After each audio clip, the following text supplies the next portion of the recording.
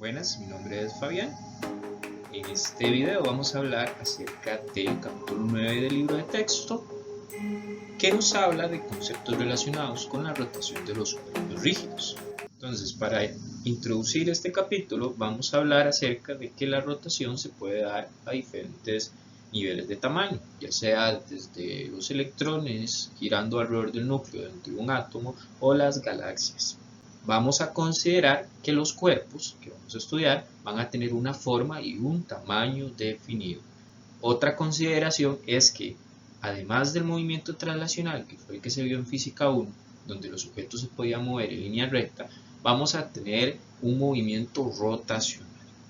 Estos cuerpos que tienen movimiento rotacional en la vida real pueden deformarse, ya sea que se estiren, pueden torcerse o pueden aplastarse. Todo esto lo vamos a ignorar, todas esas deformaciones, para considerar el cuerpo como si tuviese una forma y un tamaño definido, que no va a cambiar, o sea que es inmutable. A este cuerpo vamos a llamarlo cuerpo rígido. Entonces, este capítulo y el siguiente, que sería el capítulo 10, vamos a tratar movimientos rotacionales para cuerpos rígidos. Para entender bien el movimiento rotacional vamos a analizar algunos conceptos. Uno de ellos es la velocidad angular. Entonces podemos ver en la imagen, ¿verdad?, que tenemos una flecha que apunta hacia una dirección y esa flecha puede rotar en el eje cartesiano. El ángulo que va formando conforme va rotando va a especificar una posición rotacional. Podemos describir el movimiento rotacional del cuerpo en términos de la razón de cambio del ángulo, de una forma análoga a lo que se hizo en el capítulo 2 de cinemática. Viéndolo en esta pantalla podemos decir lo siguiente: como si tuviésemos un eje Y y un eje X y un vector que apuntaría hacia un punto P. Si nuestro cuerpo tiene una cierta rotación, podemos representarla como que si ese vector se hubiese movilizado hacia otro lado del plano cartesiano, formando un cierto ángulo, que le vamos a llamar θ. Entonces, esto visto desde un movimiento rotacional, vamos a tener entonces un cierto desplazamiento θ. Y ese desplazamiento θ puede ir cambiando dependiendo del punto donde va a estar el objeto. Entonces, si el objeto está acá, tenemos un θ1. Si el objeto está en este otro punto, vamos a tener un θ2. Y si el objeto está en este otro punto, vamos a tener un θ3. Ese cambio de posición lo podemos llamar como un ΔZ, que será el θ2 o la posición final que tenga el cuerpo, menos la posición inicial. Esto es análogo a lo que nosotros habíamos visto con la posición en línea recta, ¿verdad? Que si teníamos un cuerpo en un x1 y luego se desplazaba hacia un punto x2, entonces el desplazamiento delta x iba a ser x2 menos x1. Entonces, es análogo. Entonces, la velocidad angular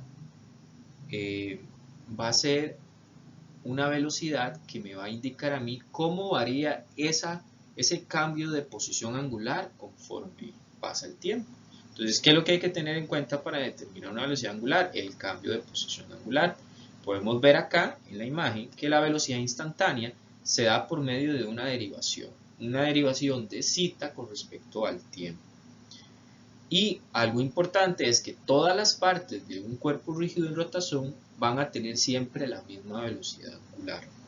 Viéndolo de esta manera, cuando esa derivada que vamos a dibujar acá, de θ de t, es mayor que 0, lo que vamos a decir es que nuestro giro, ¿verdad?, va a ir en el sentido contrario a las manecillas del reloj. Entonces eso lo vamos a tomar como un dθ de t mayor que 0.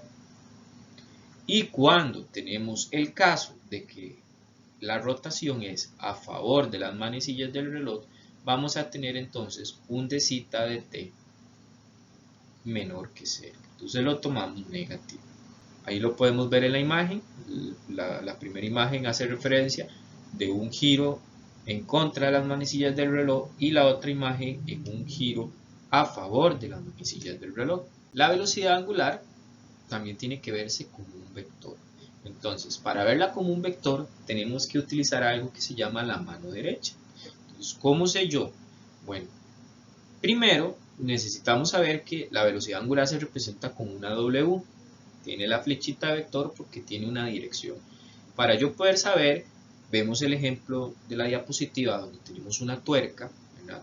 Y si la tuerca gira en contra de las manecillas del reloj, lo que tenemos que hacer es girar nuestras manos en ese sentido. Entonces, al girar nuestras manos en ese sentido, que está en la imagen, el pulgar apunta hacia la dirección de la velocidad. Entonces, como está apuntando hacia arriba, el eje Z, que es el que vamos a representar como el eje hacia arriba y abajo, va a ser positivo. Entonces sería una W que en vector unitario podríamos representar con K, ¿verdad?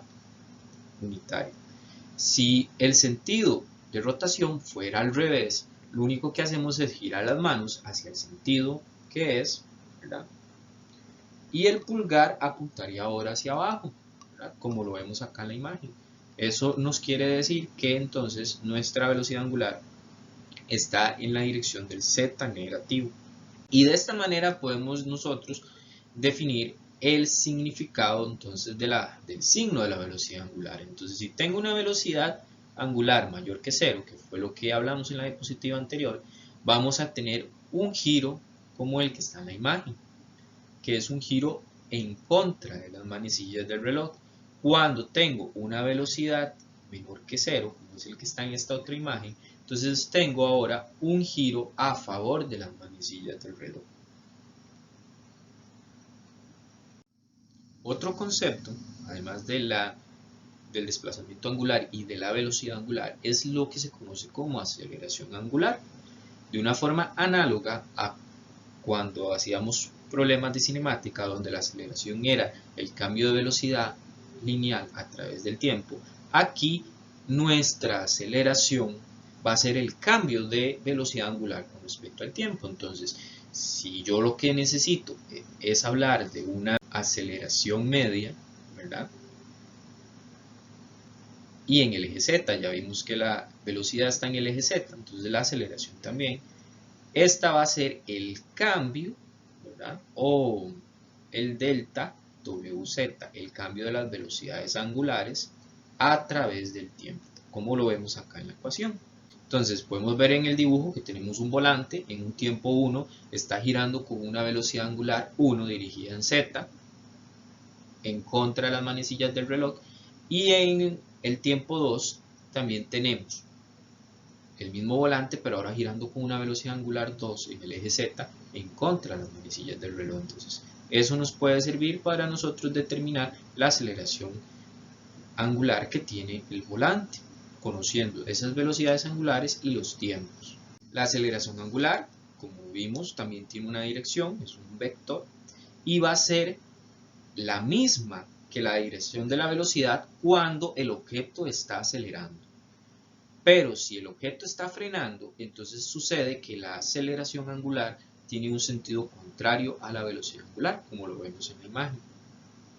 Entonces, vimos en la diapositiva anterior que la aceleración angular media se representa con la ecuación, ¿verdad? Que es el cambio de velocidades angulares a través del tiempo. Y la instantánea se representa con una derivada, la derivada de la velocidad angular con respecto al tiempo. Que hay que recordar que si para efectos de un ejercicio, si se les da una ecuación de velocidad angular que dependa del tiempo y se les pide la aceleración en un instante dado, ya sea en un tiempo determinado, lo que se hace es agarrar la ecuación de velocidad angular, se deriva y de esa manera obtenemos una nueva ecuación que es la de aceleración instantánea, que nos va a decir cuál es la aceleración en un instante determinado. Acá en esta diapositiva ustedes pueden ver una comparación que se hace entre las ecuaciones de movimiento rectilíneo con aceleración lineal constante y las ecuaciones de la rotación sobre un eje fijo con aceleración angular constante. Entonces podemos ver que los términos que antes se usaban como aceleración lineal ahora son una alfa. Los términos como Vx ahora se sustituyen por una W. Los términos como X se sustituyen por citas. El tiempo sigue siendo el tiempo y de esta manera podemos utilizar todas las ecuaciones que habíamos usado en el movimiento rectilíneo con aceleración lineal constante en nuestro movimiento angular, pero con aceleración constante. De esta manera, los problemas podrían resolverse con unas ecuaciones análogas. Aquí vemos dos imágenes donde antes teníamos un cuerpo que se desplazaba desde un punto hasta otro punto B, de A a B, pero de forma lineal. Ahora más bien lo que tenemos es, en la otra imagen, un cuerpo que está en un punto A y se desplaza hacia un punto B, pero rotando, o sea, formando un círculo o una elipse. En este caso, ¿verdad?, podemos ver que el radio del círculo es la longitud del cable que sostiene la piedra que está rotando. Y algo importante acá es que está rotando con un eje fijo, ¿verdad? En este caso este eje fijo está en el eje Z. Si nosotros vemos la imagen, ¿verdad?, y yo quiero ver hacia dónde está rotando, giro mi mano hacia el sentido donde está rotando y el pulgar me estaría apuntando hacia dónde va la dirección de la velocidad, que en este caso iría en WZ. Ahora bien, como vimos, si la piedra está acelerando, entonces la aceleración debería de ser hacia arriba. Pero si la piedra está desacelerando, entonces la aceleración debería de ir hacia abajo. Hay unas características importantes en cuanto a la relación entre cinemática lineal y angular. Cuando hablamos de cinemática lineal, es todo lo que se vio en el capítulo 2, y la angular es esto nuevo del capítulo 9. Entonces, una de esas características es que cuando un cuerpo rígido gira sobre un eje fijo, en el caso de la piedra, ¿verdad?, que está girando con un eje fijo, que sería el centro, que es el punto donde se está sosteniendo la cuerda para hacerla girar, todas las partículas entonces se van a mover en una trayectoria circular, como lo vimos en el caso anterior. La rapidez de la partícula es directamente proporcional a la velocidad angular del cuerpo. Entonces, esa partícula que se está moviendo en un círculo, vamos a tenerla aquí, digamos, y esa partícula, además de tener la velocidad angular, que es cuántas vueltas ha dado a través del tiempo, vamos a tener una velocidad que es tangente al círculo, y esa velocidad va a ser la velocidad lineal de la partícula. Y esa velocidad lineal o rapidez lineal es lo que vamos a decir que es proporcional a la velocidad angular del cuerpo. Qué sé yo, si se gira mucho la piedra alrededor de ese eje, más rápida va a ser su rapidez lineal. Cuanto más lejos esté del eje un punto, mayor será su rapidez lineal. Qué sé yo, si la cuerda que sostiene la piedra es más larga y yo lo estoy haciendo girar, entonces la rapidez lineal de ese objeto en el extremo va a ser mayor. La dirección del vector de velocidad lineal es siempre tangente a la trayectoria circular, que es eso que estábamos dibujando acá. Si yo quiero hablar en términos de velocidad, necesito dar una dirección, y esa dirección que va a tener siempre va a ser tangente a la trayectoria circular. Entonces, si vemos nuestro dibujo ahí, esas líneas me están diciendo que la partícula está rotando en contra de las manecillas del reloj. Algo importante que debemos de conocer, que se arrastra desde la escuela, es la definición de arco, ¿verdad? Entonces, si vemos el dibujo acá, suponiendo que tal vez la partícula tenía acá una posición inicial y luego tiene una posición final en ese punto P, recorre una cierta longitud, ¿verdad? Esa longitud es un arco. Nosotros vimos en la escuela que el arco en un círculo va a ser igual al radio del círculo por el ángulo que está en medio de las dos líneas que estamos dibujando, ¿verdad?, o el ángulo que tiene un cierto arco. Esto es importante porque si ustedes logran derivar a ambos lados con respecto al tiempo, obtienen lo que tienen acá, ¿verdad?, que la derivada del arco con respecto al tiempo, es un valor absoluto, va a ser igual al radio por la derivada, valor absoluto, del ángulo con respecto al tiempo. ¿Qué es eso? Bueno, es simplemente esto de acá, que la rapidez va a ser igual al radio por la velocidad angular. Y esa es una de las cosas importantes en la relación de velocidad lineal y velocidad angular, o de rapidez lineal y rapidez angular. Es una característica importante porque en un problema muchas veces necesitamos poner las ecuaciones en términos de la rapidez y no en términos de W. Entonces, si las ocupamos en términos de la rapidez o en términos de W, podemos usar esta relación para convertir nuestras ecuaciones. Otro aspecto importante es hablar de la aceleración. Entonces, nosotros vimos, ¿verdad?, que la aceleración tiene una cierta dirección. La aceleración va a estar constituido por dos componentes. Entonces, la aceleración es un vector.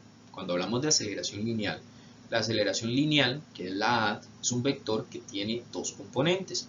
Una que va a ser la aceleración tangencial y otra que va a ser la aceleración radial. La aceleración radial también se conoce como aceleración centrípeta y es la que va a causar que el cuerpo esté en rotación. Siempre va a estar dirigida hacia el centro, como lo vemos acá, hacia el centro de la trayectoria circular. La tangencial siempre va a ser tangente al círculo, ¿verdad? Entonces, como lo vemos ahí, producto de esas dos componentes tenemos la componente aceleración, que es la que va a sentir el cuerpo. Formas sencillas de determinarlas es con las ecuaciones que tenemos acá, a cada una. Entonces, algo importante, ¿cuándo va a haber aceleración tangencial? Como lo vemos en la ecuación, es R por alfa, cuando haya aceleración angular. ¿Cuándo va a haber aceleración radial? Siempre que haya rotación, por eso es la multiplicación entre la rapidez angular por el radio. Siempre que haya una rotación o una W, vamos a tener aceleración radial. Si yo quisiera encontrar, un problema, la magnitud de la aceleración,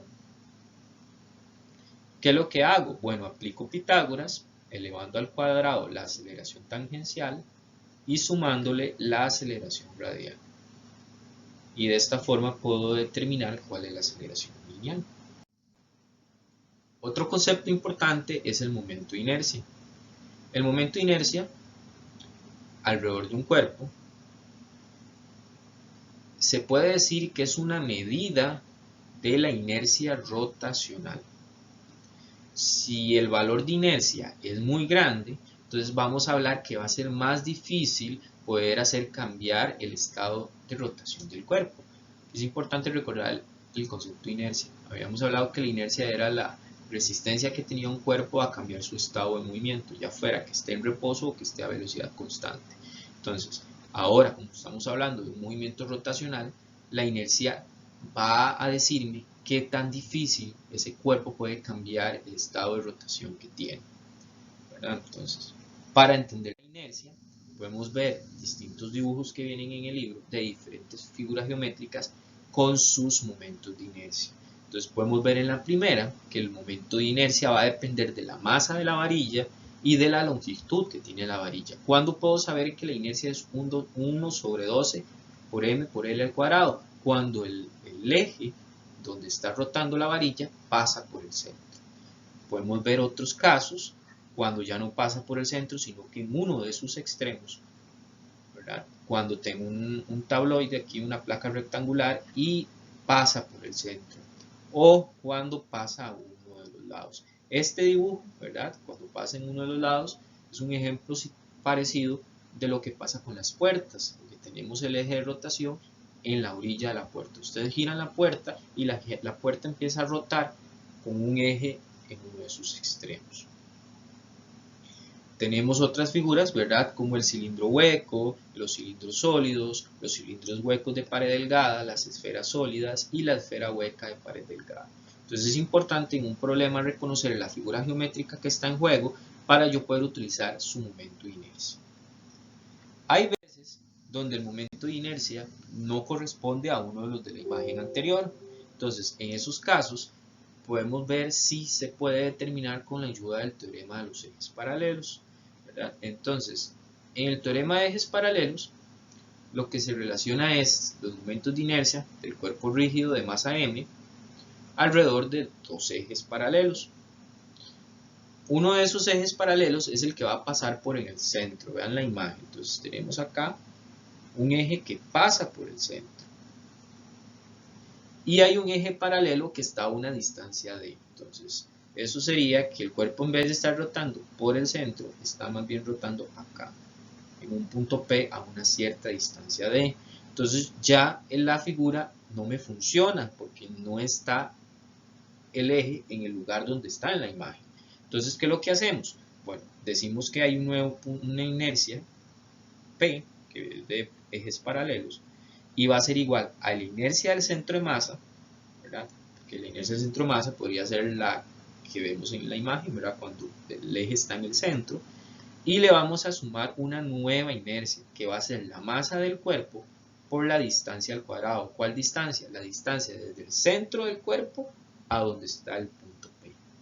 Y esta va a ser la nueva inercia que voy yo a utilizar. ¿Y para qué nos funcionan los momentos de inercia? Bueno, para algo muy importante, para poder conocer cuál es la energía que está asociada a ese movimiento de rotación. Bueno, para entender un poquito la energía asociada al movimiento de rotación, vamos a mencionar un poquito de lo que era la energía cinética. Si se acuerdan de la energía cinética estaba constituida por la siguiente ecuación: un medio de la masa por la rapidez al cuadrado.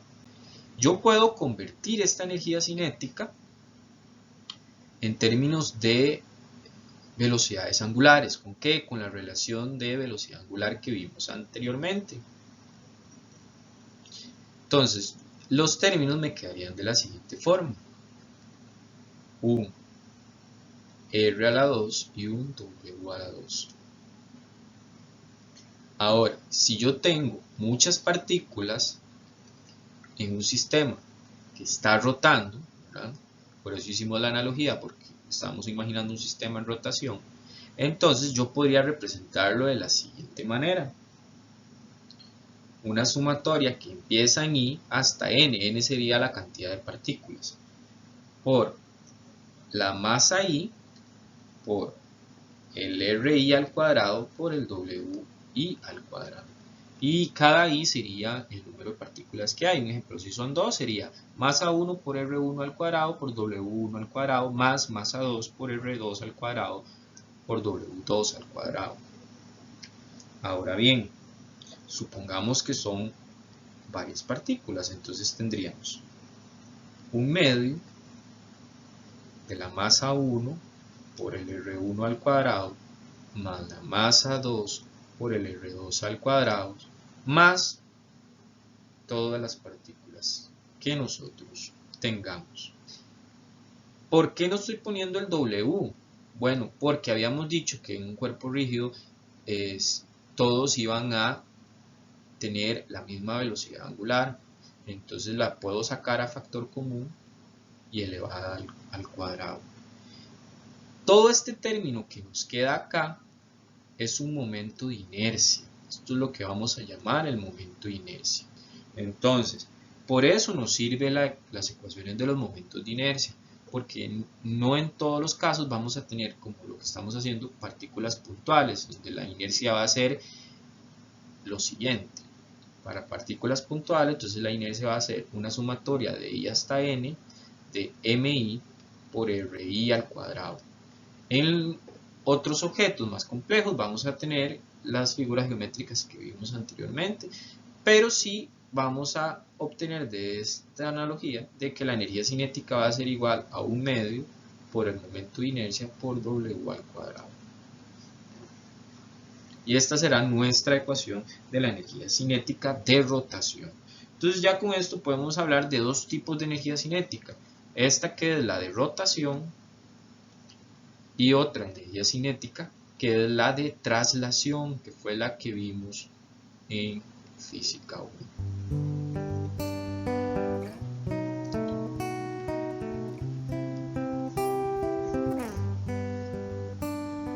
Y de esta manera ya estamos listos para lo que es la resolución de problemas.